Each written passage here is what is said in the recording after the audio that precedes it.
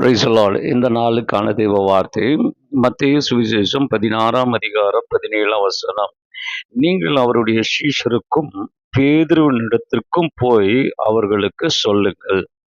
இந்த வேத பகுதியில் ஆண்டவர் மரணத்திற்கு பின்பதாக அவர் உயிர்த்தெழுந்ததை தம்முடைய சீஷர்களுக்கும் குறிப்பாக பேதுருவிடத்தில் சொல்லும்படியாக சொல்லுகிறதை நாம் பார்க்கிறோம்.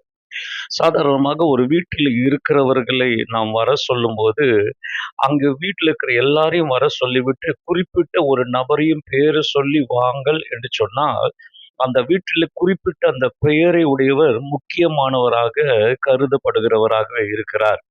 அது போலதான் இந்த இடத்துலையும் ஆண்டவர் பேதுருவை மிக முக்கியமானவராக கர்த்தர் கருதுகிறார்.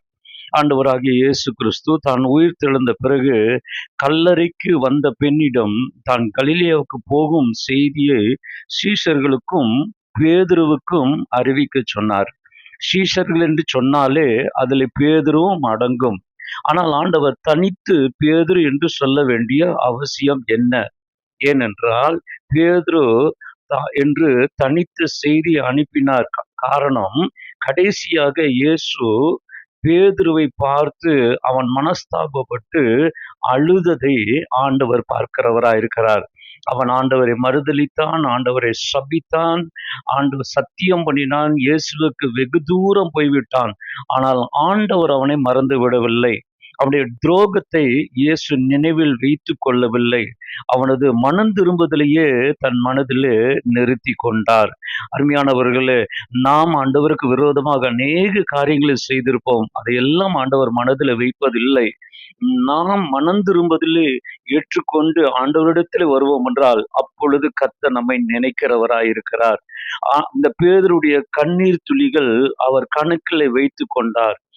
அவன் அழுததை ஆண்டவர் கணக்கில் வைத்து அவனுடைய கண்ணீருக்கான பதிலை தான் இந்த இடத்தில் ஆண்டவர் சொல்லுகிறார். அருமையானவர்களே, உங்கள் கண்ணீர் கர்த்தரின் கணக்கில் இருக்கிறது. அவருடைய இருதயத்தில் உங்களுக்கென்று தனி இடம் உண்டு. விசுவாச கண்ணீர், பொறுமையின் கண்ணீர், இவற்றை இயேசு மறப்பது இல்லை. பேதுருவின் ஆத்திரம், பயம், மறுதலிப்பு, பெருமை இவை எல்லாவற்றையும் மறந்து இயேசுவால் அவனது மனஸ்தாபத்தை, கண்ணீரை மறக்க முடியவில்லை என்றால் நிச்சயமாகவே நீங்களும் நானும் தேவனால் எப்பொழுது நினைவு கொள்ளப்படுகிறவர்களா இருக்கிறோம். நாம் மனம் திரும்பி வரும்போது கர்த்தர் நம்மை நினைக்கிறவரா இருக்கிறார்.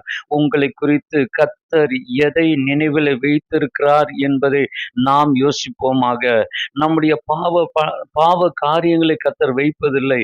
அதை நாம் அறிக்கையிட்டு விட்டுவிட்டால் நாம் ஆண்டவருக்கு முன்பாக சிந்தின கண்ணீரை கர்த்தர் வைத்து நம்மிலே பிரியம் வைத்து நம்மை அழைக்கிறார். நிச்சயமாகவே அவர் உங்களை நினைக்கிறார். அவர் நினைவிலே நீங்கள் இருக்கிறீர்கள். கர்த்தர் உங்களை ஆசீர்வதிப்பார். God bless you.